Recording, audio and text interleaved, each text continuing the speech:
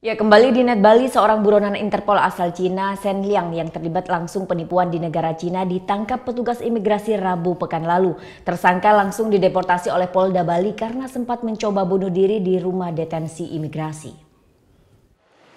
Buronan asal Cina Shen Liang yang kabur ke Bali berhasil diamankan petugas imigrasi kelas 1 Ngurah Rai Rabu pekan lalu.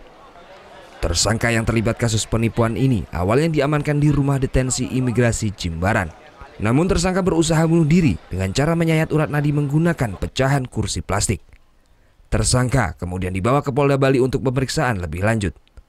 Setelah memastikan tersangka tidak melakukan tindak kejahatan di Bali, Polda Bali langsung mendeportasi ke negara asalnya. Dari pihak Polda Bali koordinasi dengan Interpol. Interpol berhubungan dengan kepolisian dari Cina untuk segera dijemput, yaitu dilakukan deportasi dengan salah satu pertimbangannya adalah agar tidak mengulangi perbuatan sama, yaitu upaya untuk melakukan bunuh diri. Tersangka berangkat ke Cina menggunakan maskapai China Airlines pada hari Minggu lalu dengan pengawalan ketat aparat kepolisian negeri Tirai Bambu tersebut. Muhammad Hasanuddin melaporkan untuk NET.